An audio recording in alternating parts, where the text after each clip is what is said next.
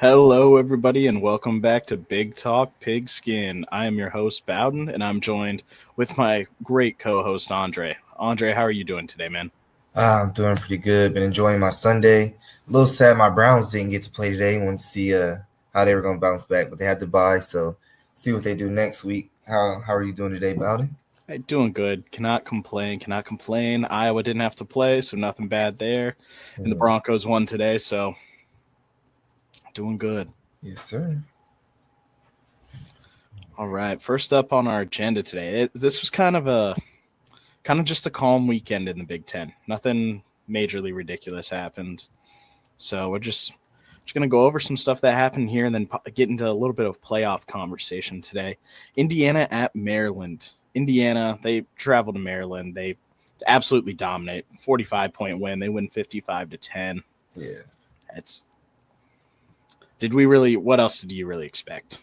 And it kind of went a little bit hot. I thought Maryland might stay in just a little bit longer. I thought they were going to keep it interesting up until like the second, like I guess throughout the second quarter.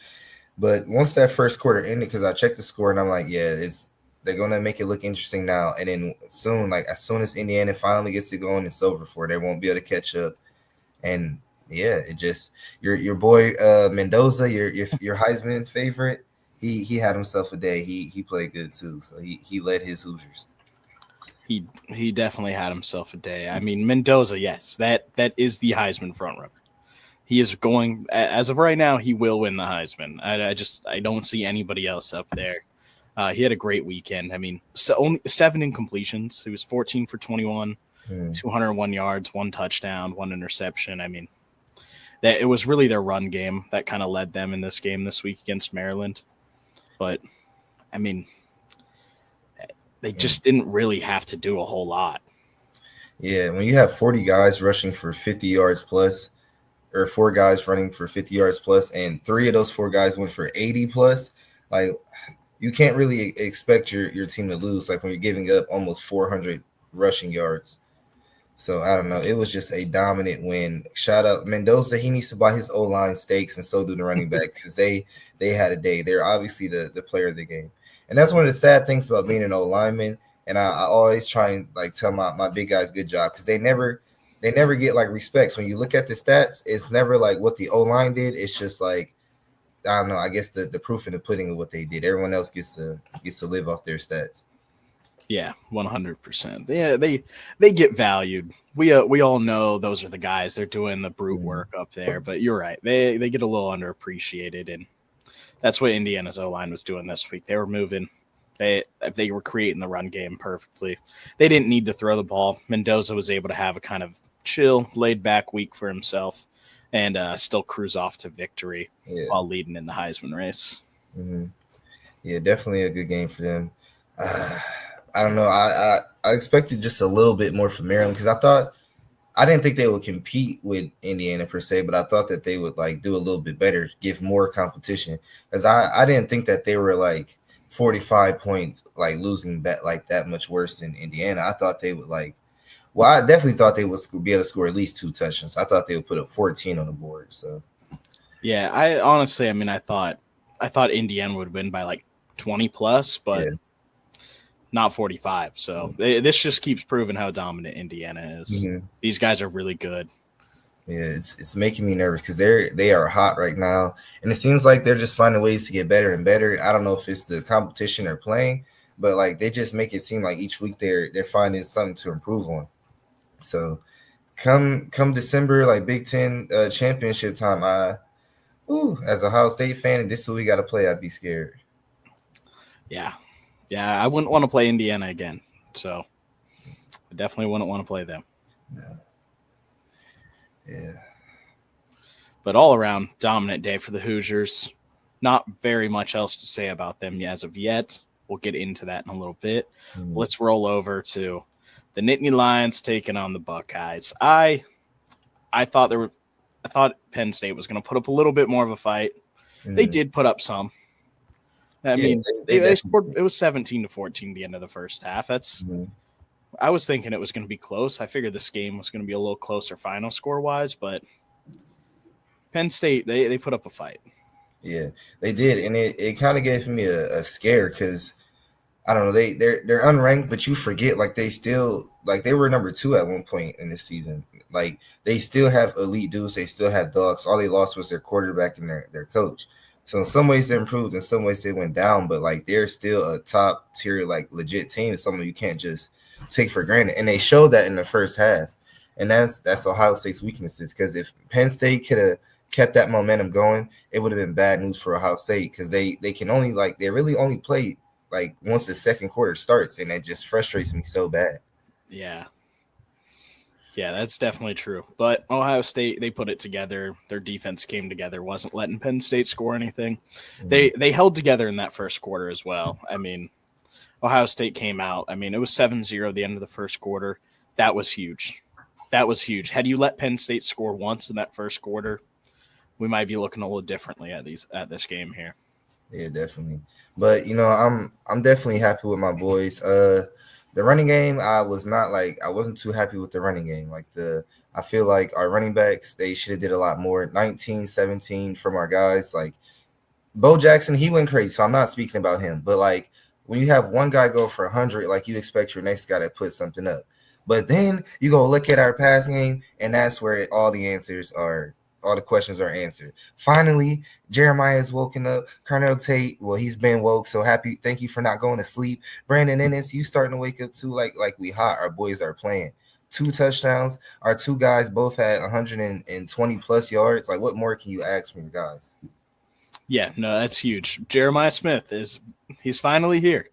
Or maybe it's just for this week because Penn State's not overly good. But we'll see. We'll see going forward. I mean, there's nobody on Ohio State's schedule that I'm scared for them to play other than Michigan and other than the Big Ten Championship when they play Indiana. It's probably who they're playing.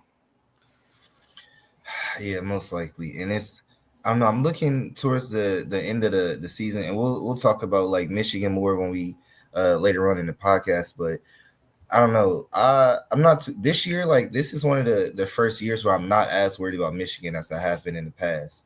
I feel like with the pieces that we do have, I feel like Michigan won't be able. Bryce Underwood won't be able to stay calm and relaxed, and we're just going to put him in troubles. So I feel like we're good.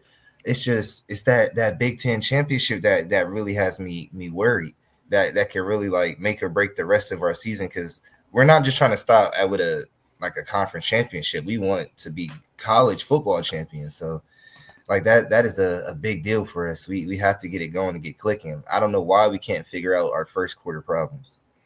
Yeah, that has to be addressed. Absolutely has to be addressed. And it has.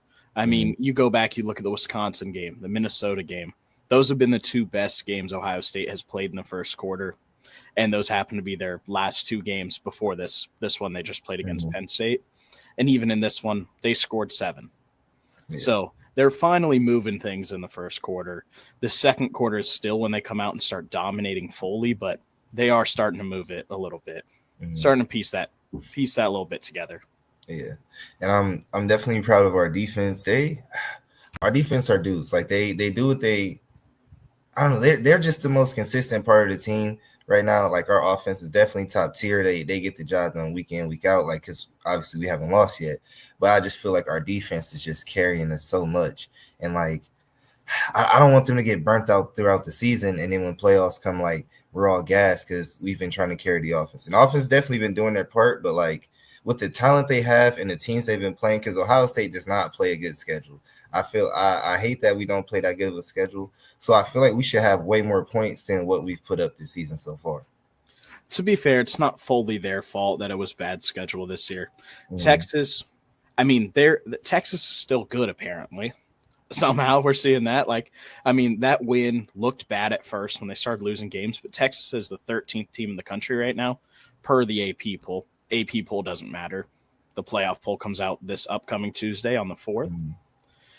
So the AP doesn't matter. But as of right now, I mean, you still have Texas is ranked pretty high. So that's still a good win for them to start off the season. Obviously, they play the bad schools, Grambling, Ohio, whatever. Washington's a solid squad. They also have just gotten ranked.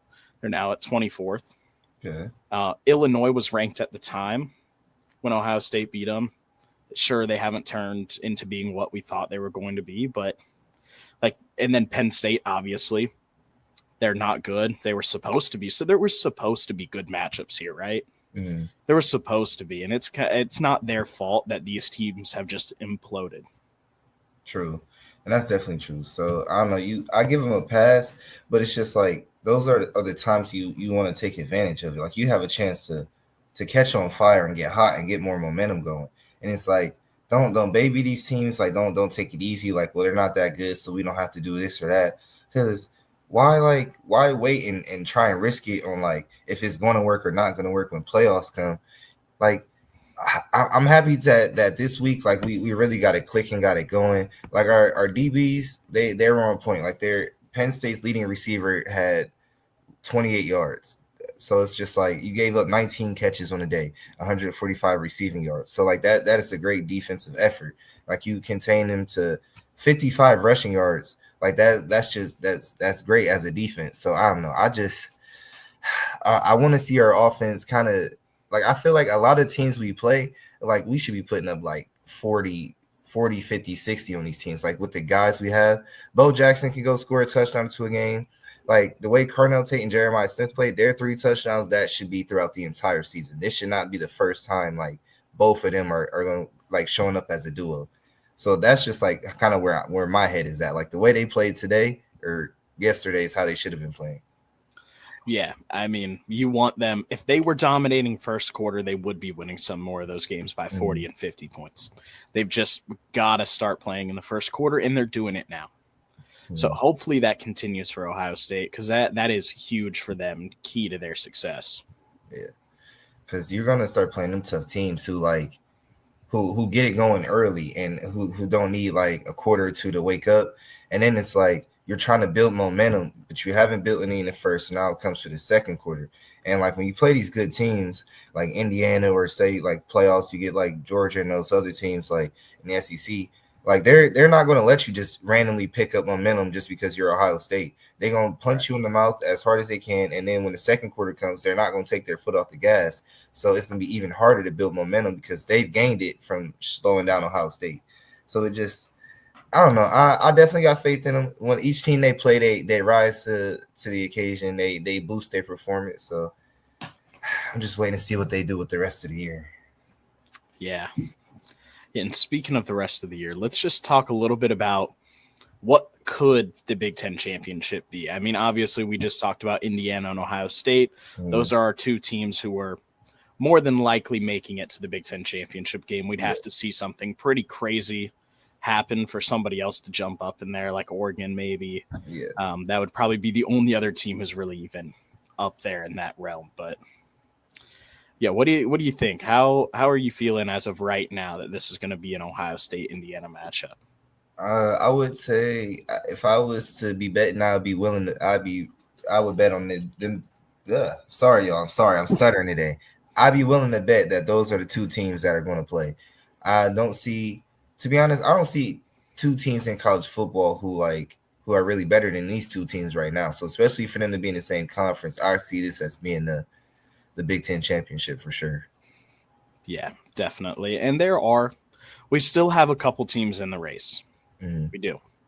Obviously, if these 2 schools went out, they're in. They're the only 2 undefeated in the conference right now. But we do have a slate we have 4 teams who are 1 loss in the conference that could still make it there. So that's Michigan, Iowa, Oregon, and USC.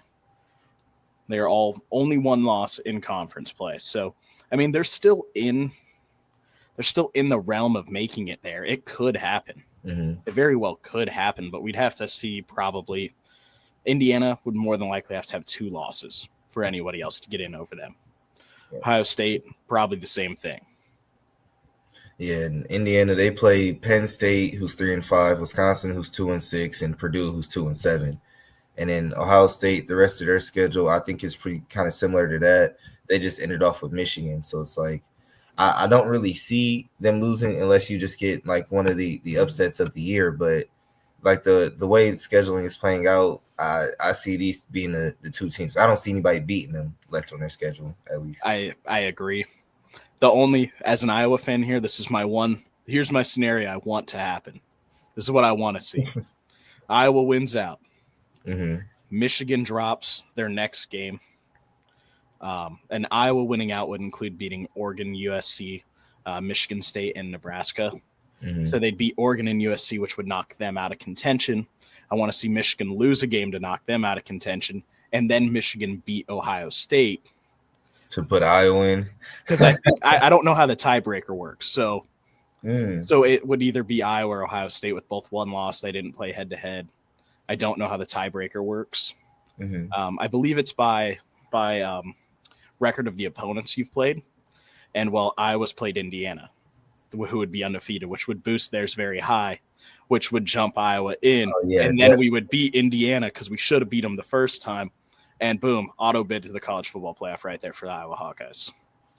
That actually would be a dream scenario. That's a complete if dream. Happened That's a fantasy scenario. I wouldn't even be too mad. I wouldn't be too Hey, mad. we might get in anyway. If we win out, we might get in. It's true. That would be that'd be an interesting Big Ten championship. It would be insane. That would be nice for Iowa. That would definitely give you guys a lot of momentum. You guys would be hot. And then going to the playoffs. If that happens, if Iowa makes the Big Ten championship and wins it, they're winning the national championship. I'll put my money on them. I mean, who else left is there at this point? They'd be the hottest team in the country. They already are right now. You're going to see it when they beat Oregon this week.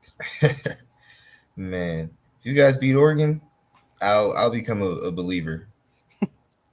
It's going to be a good game. Big noon kickoff. I'm definitely not doubting you guys this week. I think you guys can pull one out. It's going to happen. Mm-hmm. But yeah, there are some crazy scenarios out there. I mean, obviously, if Michigan wins out and Ohio State obviously only drops to Michigan, Michigan would hop in over Ohio State. Again, it just depends on who all wins out in these scenarios. If Iowa wins out and Michigan wins out, it's between the tiebreaker between them of who would go and play Indiana. So it's we have a lot of teams who can still make it. It's just very unlikely it's anyone else but Ohio State and Indiana. Yeah, don't see them guys losing out. But I don't know, Ohio State, Indiana is kind of like a dream Big Ten championship. Right. I just been waiting for I just love those dominant games when they're the best of the best play.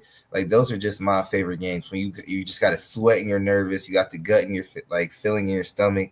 You're just waiting it out to the fourth quarter. Who's about to pull this out? Those are my favorite games. And I know if you get Ohio State and Indiana Big Ten championship, it's a game you can't even afford to use the bathroom. You might tape your eyes because you don't even want to blink to miss that game. Yeah, number 1 versus number 2. What more could you ask for in just a conference championship game? Mm-hmm. Both of them are going to the playoffs no matter what, and both are going to have a bye. It doesn't matter unless one of them gets blown out in that conference championship game. They both have a bye anyway. So it's the game it almost doesn't matter, but it does at the same time. It's just kind of an extra chip on your shoulder, I guess. Definitely. And it would be hard to see a blowout. If there was a blowout, I feel like someone had to have gotten hurt or something major. The coaches just had a brain fart. They forgot all their plays. I can't really see a blowout in this game. I don't think so either. Yeah, this is going to be the Clash of the Titans where I don't know. If you win this time, you might not win the next time if you guys play again. Yeah. Yeah, similar to that Oregon, Ohio State last year. Mm-hmm. Yeah, definitely. All right, and let's go back to these games that we had this week. A couple more to recap, and then I want to touch a little bit about the college football playoff poll. Purdue and Michigan played.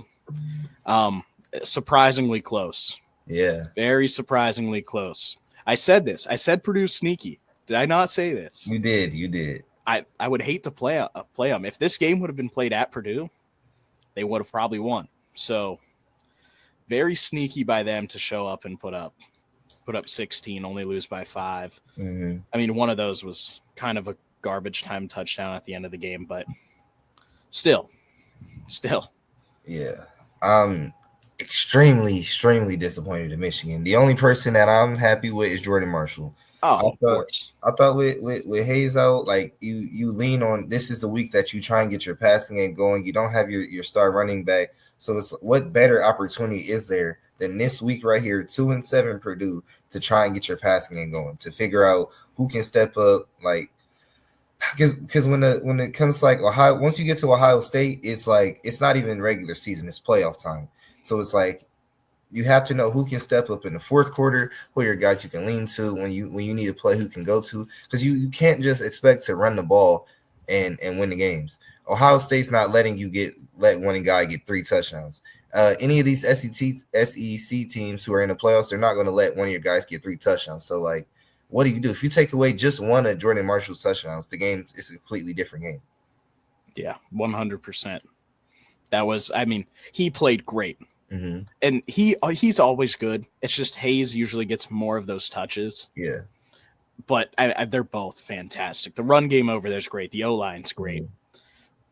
They should have this is where you needed to tune up the pass game. You're 100% right. And they just didn't do that.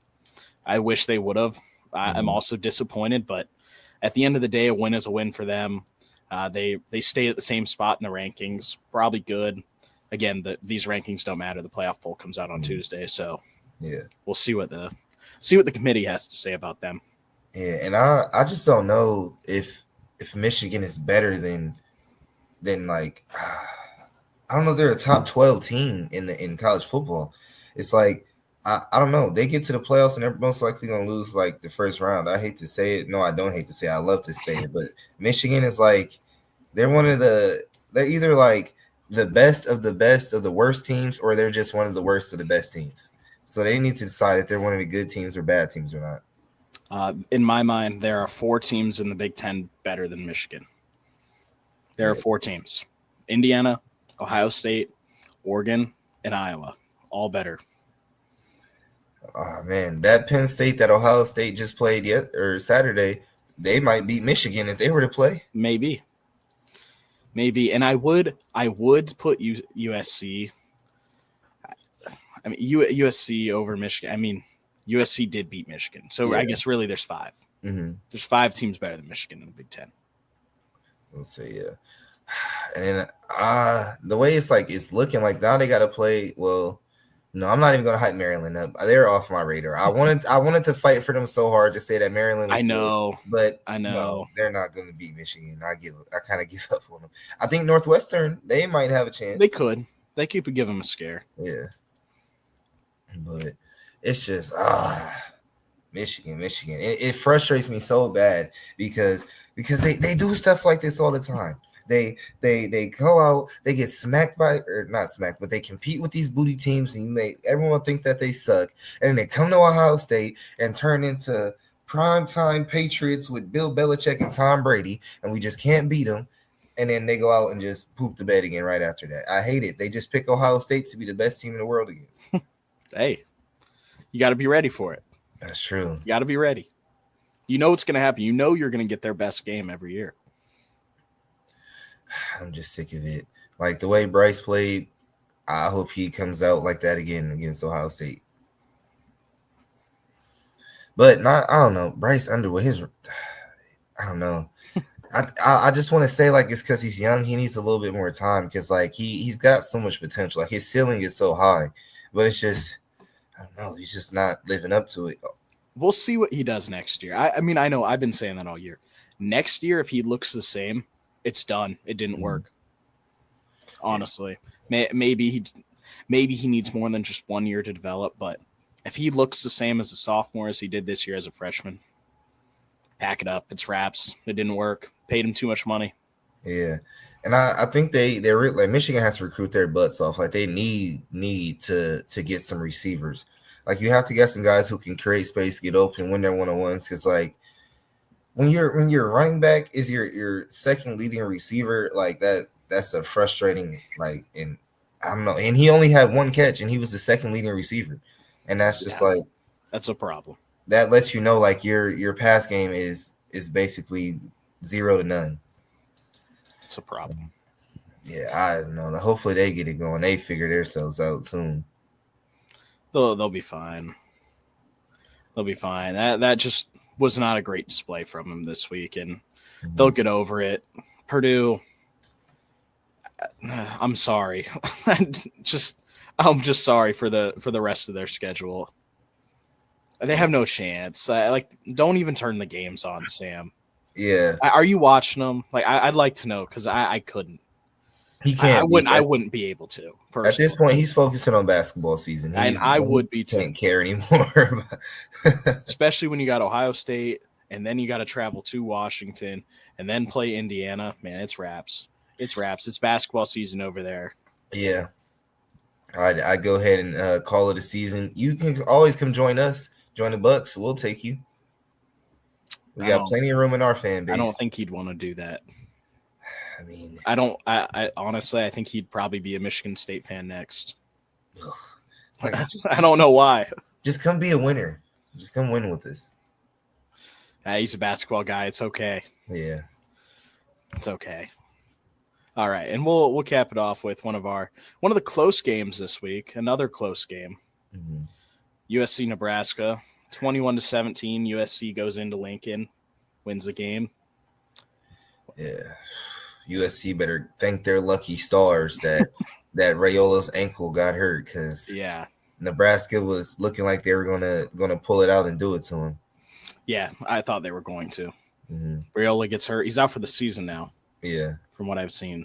So unfortunate for him. Unfortunate for that team. You never want to see your starting quarterback go out. I don't like Nebraska, but I won't. I don't like seeing injuries anyway. So. It sucks. I'd rather play them at their best. Mm-hmm. Yeah, that definitely is sad. Because they were doing good, and I'm like 80-90% sure that they were going to beat USC if that does not hurt. Because that whole fourth quarter, you throw a guy, and if you get an injury like that, you want that to happen earlier in the game, so your backup has plenty of time. But you just throw them in the fire. At this point, try and hold on to the win. We're throwing you in real late in the game. You didn't have much time to warm up, but just be ready to play. Yeah, that sucks. Yeah, it's just a hard situation to go into as a backup, especially when you haven't played all season. Mm-hmm. So it is what it is. Injuries happen, and you just got to move forward. You just got to get better week by week. So, hopefully for them, they can win a couple more games with their backup. Hopefully, you got to get them immersed in practice this week. Mm-hmm. He's got to every rep now.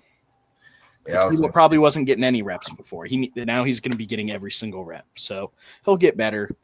Hopefully for them. I hope not. I hope he's bad, but for the Cornhuskers' sake, hopefully he gets better for the rest of their season. No, definitely, because that's tough. When your quarterback goes out, because I've lost my quarterback before, and it's hard to build new chemistry with someone last second. Because the guy comes in and he's at this point, I just need to try and do the best I can, because this is my few chance to show what I can do. So they kind of just pick one guy that they trust the most and go to them. They don't have the comfortability with everyone like Rayola probably did. He knows what everyone can do. This guy kind of has to just figure it out on the fly. Yeah. He's going to have to.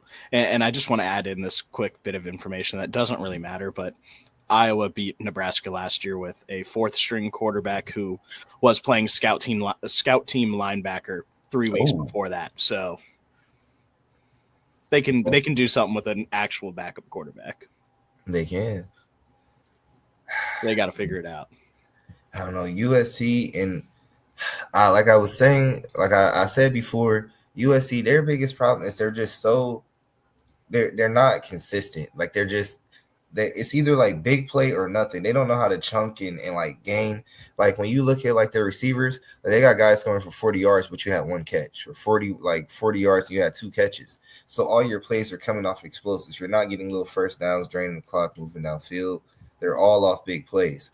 So I feel that's just kind of what kills them in games. They got to learn to slow it down and get some consistency, because every team is not going to let you just bomb them down deep and give up 20 yards each play to let you score 3-4 touchdowns off that. Exactly. It's just what they do. Yeah. Somehow. But when it doesn't work, it does not work at all. I don't know. They need to learn how to put some offense together. You can't play like that against Iowa. You can't play against that like against Ohio State or Indiana. Like these teams with good defenses, you can't play them that way. And if you expect to play them that way, you're going to lose. Every time. Every time. Yeah. But they pulled the win out. So you can't really hate too much. A win is a win. It moves you forward, gets you one step closer to your playoff goals. So you can't be too mad at it. And they jumped up 3 spots in the AP. They're at number 20 now. They jumped above Michigan. But again, let's just transition into this. Yeah. The AP does not matter. The college football playoff poll comes out on Tuesday, November 4th. I don't exactly remember what time the show starts, but don't worry, I will be watching that. I will be tuned in to see it. Is there anybody in the Big Ten who's like a team that you don't expect to be ranked that you think should be, or like the other way around? Who misses out that you think should be in? Who misses out on the first poll? I'm nervous. I'm nervous about your boys. I feel like they may get snubbed only because I hate that they play the name game. So I feel like that could be what gets your boys snubbed. And I feel like if they win out, for them to get snubbed is kind of it's not fair. I'm hoping. Well, I'm saying like for this first poll coming out this week. Oh, okay. I hope we're not in this first poll coming up this week. Because I just want them to have a chip on their shoulder going into the Oregon game and then just beat the brakes off Oregon. I know, I get that.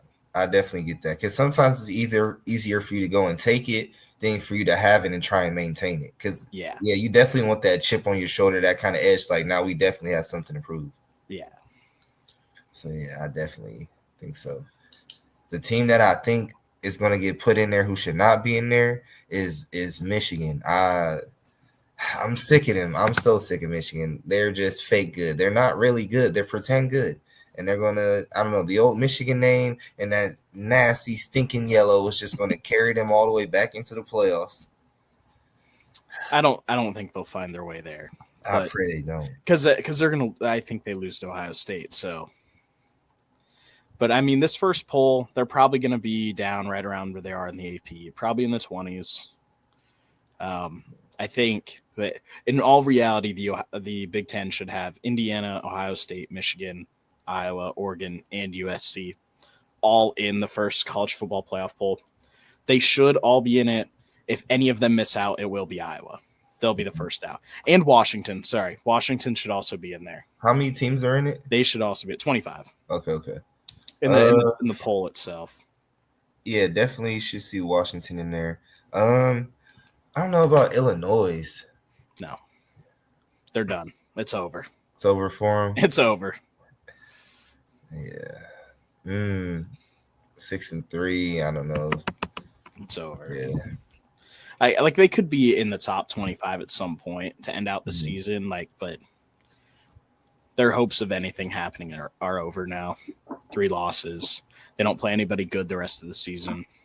I was gonna say we just got a lot of bowl contenders at this point. But besides like Ohio State, Indiana, and Oregon, like I really don't see guys playing for like the national championship in our Big Ten. So no, those guys, Ohio State, Indiana, those are national title contenders, and then everybody else, like I said before, Michigan, Iowa, Oregon, USC, Washington, those are all playoff contenders. A couple of that, like we'll get a couple of those guys in as well, but we'll see who it's going to be. I don't know yet, but they're probably not title contenders, any of them themselves. Yeah. Nah. But I am happy you said Washington. Now that I'm thinking about it, I hope they don't try and like snub them out because Washington has been good this year. Washington deserves to be in the playoff poll. They're in the AP right now. They're at 24th. They deserve to be in the playoff poll, and I think the committee will see that. I think the committee will rank them right in the bottom, probably anywhere 23 to 25. I think Iowa's one of the probably like 26 or 27. I think they're right on the outside. I don't think they put them in. I hope they don't. I'm curious as to who they're going to put number 1. I'm curious too. Because I personally, if I'm in that room voting, Mhm. Indiana's my number one team. They've been more dominant. They have. So I don't think the answer's wrong either way.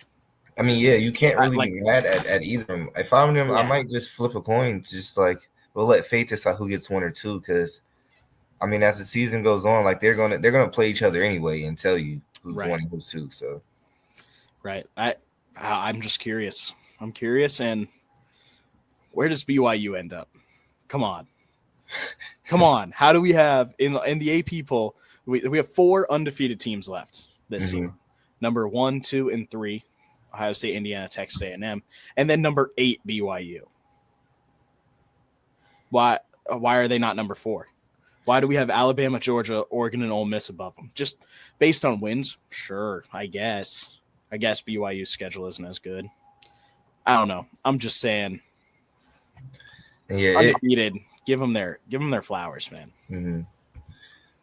It's frustrating because you want to be like, you don't want to play the name game. You want to say like, well, this team they've been playing good this year, so they should be here. But then it's like, are they really that good, or are they just like having a hot little moment? The thing is, if we were in the playoff or the 4-team era still, BYU would be number 4 right now because they're undefeated. But because like you know what I mean? But because we let 12 in, they're like, oh, they just need to be in the top 12. It's just not good. It's part of the rigging. It's all rigging. It is. SEC bias is crazy. And schedule. They know what they're doing. They know exactly what they're doing, but I don't know. We'll see what happens Tuesday. Playoff poll comes out then. I'm excited to see it. I will be watching the show. I'm sure we're probably going to talk a lot about that first poll on Thursdays or on Fridays, Friday morning's episode. Yeah. There's not a whole lot of great games next week. There's really like 2 of them, in all honesty. 2 good games, Indiana, Penn State, Oregon, Iowa. Everything else is just kind of, So we're probably going to spend a lot of time talking about that poll. I would say tune back in for that, guys. That is the first step towards getting to the postseason now. We're there. We're almost there.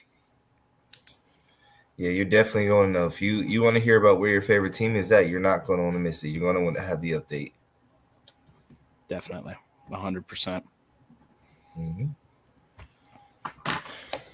All right, guys. Well, that is going to do it for today's episode. Again, tune back in Friday. We're going to have a great episode talking about the new playoff poll when it drops on Tuesday, and we'll talk about some of the other games coming up next weekend, per usual. But hope everybody has a great day. Get your coffee. Make sure you have that gum just in case you don't want to have any coffee breath. But thank you guys for tuning in, and tune in next time. We'll see you guys later. See you.